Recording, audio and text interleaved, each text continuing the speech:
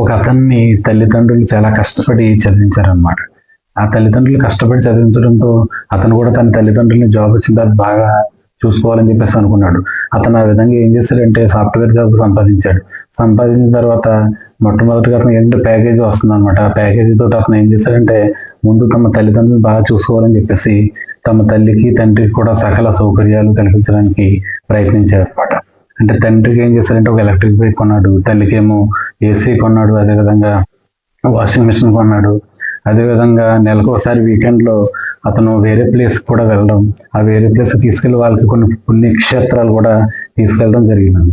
ఈ విధంగా అతను ఏంటంటే తమ తల్లిదండ్రులు బాగా చూసుకోవాలన్న కోరికతో అతను మొట్టమొదట ప్యాకేజీని అంతటిని కూడా ఆ సంవత్సరం లోపల అంతా కూడా ఖర్చు పెట్టేశాడు. ఖర్చు పెట్టేసిన తర్వాత ఆ కంపెనీ ఏం చేసిందంటే ఎంప్లాయీస్ ని కుదిందాం అని చెప్పేసి ఒక ఆలోచన వచ్చి వాళ్ళు కంపెనీ వాళ్ళు ఏం చేశారంటే ఇతని జాబ్ పోవడం జరిగింది అనమాట. ఒక సంవత్సరం తర్వాత సాఫ్ట్వేర్ జాబ్ కాబట్టి సాఫ్ట్వేర్ భూమి పోవడం, అదేవిధంగా వాళ్ళకి ఎక్స్పెండిచర్ పెరగడం, ఈ రకరకాల కారణాల వల్ల ఏంటంటే కంపెనీ యొక్క టెక్నాలజీ పెరగడం, ఈ కారణాల వల్ల అతని యొక్క జాబ్ పోవడం జరిగింది. దాంతో అతను ఏం చేశాడంటే ఒక్కసారిగా చాలా ఇబ్బందులు పడిపోయాడు. దానికి కారణం ఏంటంటే తనకి సంవత్సరం ద్వారా వచ్చిన ఆదాయం, ప్యాకేజీ ద్వారా వచ్చిన ఆదాయం అతను కోల్పోవడం జరిగింది అనమాట. దాంతో అతను కొన్ని వస్తువులు ఈఎంఐ ద్వారా కూడా అతను కొనడం జరిగింది. దాంతో వాటిని కట్టడం కోసం వడ్డీలు అప్పులు చేయడం జరిగింది. వడ్డీలు కూడా బాగా పెరిగిపోయినాయి. దీంతో ఇక్కడ ఉదాహరణ మనం తెలుసుకోవాల్సింది ఏంటంటే తల్లిదండ్రులు చేయాలనుకోవడం తప్పు కాదు, కానీ ఆ మొట్టమొదటిసారి ఎవరైనా సరే ఉద్యోగం వచ్చిన తర్వాత కానీ లేదంటే వ్యాపారం మొదలెట్టిన తర్వాత కొద్దిగా ఆదాయం వచ్చేటప్పటికి దాన్ని తమ వాళ్ళకి ఖర్చు పెట్టాలని చెప్పేసి లేదా తనకు ఖర్చు పెట్టుకోవాలని చెప్పేసి కొంతమంది అనుకుంటారు. కానీ అది చాలా తప్పు. మొట్టమొదటి 2-3 సంవత్సరాలు కనుక ఆగినట్లయితే అంటే బ్యాంకులు ఇప్పుడు కూడా లిక్విడిటీ క్యాష్ కంపల్సరీగా కొంచెం ఉంచుకోవాలి. అంటే ఇతను ఏం చేయాలి, ముందు తన చుట్టూ ఒక రక్షణ వలయాన్ని ఏర్పరచుకోవాలి. ఆ రక్షణ వలయం డబ్బులతో రక్షణ వలయాన్ని ఏర్పరచుకోవాలి. 1-2 సంవత్సరాలు ఏం చేయాలంటే అది బ్యాంక్ అకౌంట్లో ఆ మనీని దాచుకోవాలి. ఆ దాచుకున్నటువంటి డబ్బుని ఏం చేయాలంటే అతను ఇన్వెస్ట్ చేసుకోవడం కానీ అతను ఆ లిక్విడిటీని అలా ఉంచుకోవాలి. లేకపోతే ఎందుకంటే లిక్విడిటీ క్యాష్ అనేటువంటి కంపల్సరీ ప్రతి మనిషి కూడా ఉండాలన్నమాట. అంటే చాలా మంది జాబ్ వచ్చిన వెంటనే ఏం చేస్తారంటే అది ఖర్చు చేయడానికి వేరే రకరకాల కారణాలతో ఖర్చు చేయడానికి చూస్తూ ఉంటారు. కొంతమంది ఇప్పుడు ఎంజాయ్ చేయకపోతే ఇప్పుడు ఎంజాయ్ చేస్తామని చెప్పేసి సాటి ఎంప్లాయీస్ కూడా కొంచెం పూర్తి చేస్తూ ఉంటారు. కానీ వయసు అనేటువంటిది ఇంకా చాలా ఇప్పుడున్న జనరేషన్ బట్టి ఇప్పుడున్న తరాలను బట్టి చాలా ఏజ్ వరకు కూడా ఎంజాయ్ చేయడానికి అవకాశం ఉంటుందన్నమాట. అదేవిధంగా కూడా ఇప్పుడు ఏంటంటే అతను 2-3 సంవత్సరాలు వచ్చిన సంపాదన ఏం చేయాలంటే అతను ముందు దాచుకోవాలన్నమాట. ముందు తను బాగుంటే తన దగ్గర ₹1 ఉంటే ఆ రూపాయితో రేపన్న రోజున ఫ్యూచర్లో తమ తల్లిదండ్రులకి ఏదైనా చేయడానికి అవకాశం. కానీ అతను ఏం చేశాడంటే స్టార్టింగ్ నుంచి మొదలుపెట్టిన తర్వాత అలా ఇబ్బందులు పడిపోయాడు. ముందు తను బాగుండాలి. తను బాగుంటే ఆ డబ్బుతో తర్వాత తను ఏం చేయాలనుకుంటున్నాడో చేయొచ్చు. అప్పుడు చేసిన తర్వాత ఒకవేళ జాబ్ కనుక పోతే ఇన్ కేసు ఒకవేళ ఇబ్బందులు వస్తే ఈ లిక్విడిటీ అనేటువంటిది తనకు ఆధారపడుతుంది అనమాట. అంటే తను ఫస్ట్ సంవత్సరం చేసిన డబ్బులు కనుక దాచుకున్నట్లయితే ఒకవేళ జాబ్ పోతే కనుక అదే డబ్బుతో తన విలేజ్కి వెళ్ళి అతను ఏదో వ్యాపారం చేసుకోవడం ఏదో చేసుకుని అతను తన తల్లిదండ్రులు బాగా చూసుకోవడానికి అవకాశం ఇంకా ఎక్కువ ఏర్పడింది. కానీ ఇతను ఏంటంటే ముందు అభివృద్ధితో సౌకర్యాలన్నీ కల్పించుకోవాలన్న అభివృద్ధితోటి చాలా ఖర్చు పెట్టేసుకున్నాడు. ఇంకా అంటే అందరూ తల్లిదండ్రులు చేస్తారని కాదు, కొంతమంది తన సొంతగా కూడా ఖర్చు పెట్టుకోవాలని చెప్పేసి అనుకుంటారు. దానివల్ల ఏమవుతుందంటే ఇక్కడ చాలా ఇబ్బందుల్లోకి నెట్టే అవకాశం అనమాట. అంతే ప్రతి ఒక్కళ్ళు కూడా కొత్తగా జాబ్ వచ్చే వాళ్ళు విషయాన్ని చాలా కేర్ఫుల్గా చూసుకోవాలి అవసరం ఉంది. అంటే ఫస్ట్ తమ బాగుండాలి. తమ బాగుంటేనే ఒకరికి రూపాయి పెట్టగలరు, అంతే కదా. తను బాగోకపోతే రేపంలో అతను ఎవరికేం చేయగలడు. ఇప్పుడు అతను తల్లిదండ్రులకి ఏసీ లేకపోయినా వాళ్ళు ఉండగలరు, ఎందుకంటే ఇంతకుముందు ఎలా ఉన్నారో అలా ఉండగలరు. అదేవిధంగా అతను ఎలక్ట్రిక్ బైక్ లేకపోయినా ఉండగలరు, ఇలాగ సౌకర్యాలు కొన్ని లేకపోయినా ఉండగలరు.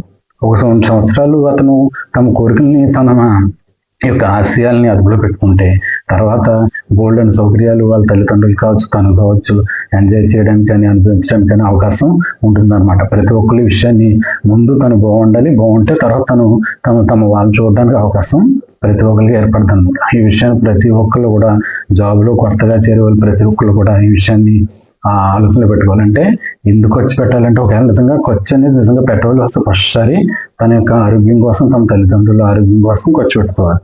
లేదు అంటే ఆహారం ఫుడ్ దానికి పౌష్టికాహారం ఉండాలి కాబట్టి ఖర్చు పెట్టుకోవాలి. ఇలాంటి వాటికి చెప్తే మిగతా వాటి ఫుడ్ కూడా ఏంటంటే ఆరోగ్యకరమైన ఫుడ్, స్ట్రీట్ ఫుడ్ అలాంటివి కాకుండా ఇలాంటి వాటి కోసం ఖర్చు పెట్టుకోవాలి. అంతే కానీ మిగతా వాటికి అనవసరం అంటే ఈ అవసరం లేదు, కొన్ని ప్రాధాన్యతలు ఇవ్వాలన్నమాట. కొన్ని వస్తువులకు ప్రాధాన్యత ఇవ్వకపోయినా కూడా మనం బ్రతకగలం. అలాంటి ప్రాధాన్యతలు చూసుకుని ఖర్చు పెట్టుకొని మిగతాది కొంచెం లిక్విడిటీ దాచుకోవాలి. ఫస్ట్ సారి సంపాదన అనేటువంటిది కంపల్సరీ కూడా 2-3 సంవత్సరాలు బ్యాంక్ అకౌంట్లో అలా నిల్వ ఉంచుకుని ఇలాగా తమ జీవితానికి ఒక సెక్యూరిటీ లాగా, రేపటి రోజున ఏ ప్రాబ్లం వచ్చినా సరే ఆ సెక్యూరిటీ కాపాడుతుంది. అలా కంపల్సరీ ప్రతి ఒక్కరు ఉంచుకోవాలన్నమాట. ఇంకా రెండవ ఉదాహరణలో చూసినట్లయితే ఒక ఇద్దరికి రోజువారీ సంపాదన 100 రూపాయలు ఉండదు అనమాట. 100 రూపాయలతో వాళ్ళు ఏం చేసేవారంటే, ఒక అతను తను 100 రూపాయలు ఖర్చు పెట్టేవాడు కాదు. ఒక అతను 100 రూపాయలతో తమ భార్య ఏం అడిగేదంటే, రోజు నాకు సాయంత్రం బిర్యానీ కావాలని ఒక రోజు, బజ్జీలు కావాలని ఒక రోజు, అదేవిధంగా జిలేబీ బజ్జీలు కావాలని, ఇలా రకరకాలుగా స్ట్రీట్ ఫుడ్ని కావాలని చెప్పేసి అడిగేవాడు. సాయంత్రం పూట అతను రోజు కూడా తన సంపాదనని ఆ బిర్యానీ కొనడానికి, బజ్జీలు కొనడానికి ఖర్చు పెట్టేసేవాడు. అదేవిధంగా అతను తమ భార్య పిల్లలను బాగా చూసుకోవాలని చెప్పి తను అలా ఎక్కువగా వాళ్ళకి సౌకర్యాలు, ఆనందం కలుగు చేయాలని చెప్పేసి అతను ప్రయత్నించేవాడు అనమాట. దాంతో అతను 100 రూపాయలు అలా ఖర్చు అయిపోయేది. అలా ఒక నెల గడిచేటప్పటికి మొట్టమొదట అతను ఏం చేశాడంటే, తను భార్య పిల్లలకి ఖర్చు పెట్టేవాడు కాదు, తను కూడా తినేవాడు. తను అంటే తినడం అంటే తమ ఇంట్లో ఏదైతే ఆహారం వండుకుంటారో ఆ ఆహారం మాత్రమే తినేవాడు అనమాట. టిఫిన్ కూడా బయట నుంచి తెప్పించుకునేవాడు కాదు.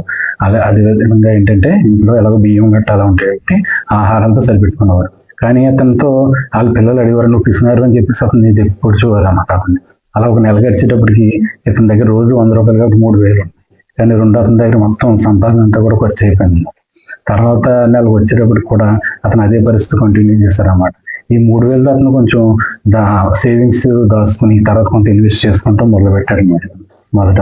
కానీ అతనికి ఏంటంటే అలాగా ఏ రోజు ఖర్చు పెట్టుకోవడం మొదలు పెట్టాడు. దాంతో అతని లైఫ్ హ్యాపీగానే ఉంది. ఎలా కొన్ని నాలుగు గడిచేటప్పటికి అతనికి ఏమైందంటే, అతనికి ఖర్చు పెట్టి అతనికి ఏమైందంటే, వాళ్ళ ఇంట్లో బయట ఫుడ్ తినడం వల్ల, నిల్వ నూనెల్లో వండినవి గట్టా తినడం వల్ల ఏంటంటే వాళ్ళ ఇంట్లో అందరికీ కూడా ఆరోగ్యాలు పాడైపోయినాయి అన్నమాట. దాంతో హాస్పిటల్ బిల్లు 10,000 దాకా అవ్వడం జరిగింది.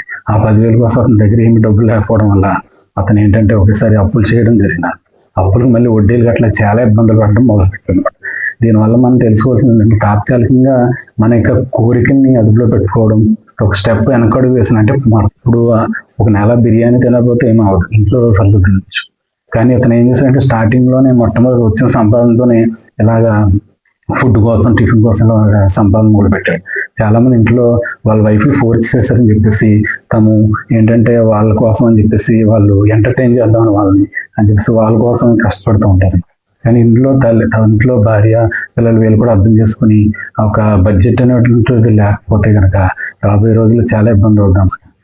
అతను మాత్రం అలా చేయకుండా ముందు తమ భార్య పిల్లలు తను ఇబ్బంది పెట్టిన, తను పిసినారని చెప్పి ఎద్దేవా చేసినా సరే అతను పొదుపు పాటించి తర్వాత అతను ఏం చేశాడంటే, ఇలా 2 నెలలు గడిచేటప్పటికి అతను వీకెండ్స్ లో బిర్యానీకి గట్టకాలు సరుకులు తనే తెచ్చి ఇంట్లో వండుకుని వాళ్ళకి వారంలో ఒక రోజు కంపల్సరీ బిర్యానీ వండుకునేలా ప్లాన్ చేస్తున్నారు.